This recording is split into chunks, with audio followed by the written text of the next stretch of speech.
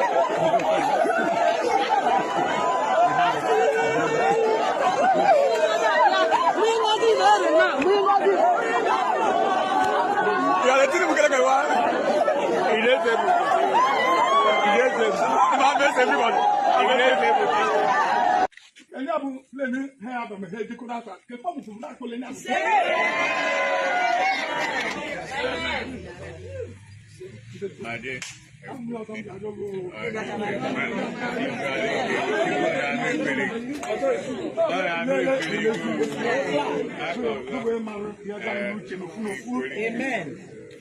Be of Mark. This is the physical thing that we hear. I told him to get better. Those days in our house.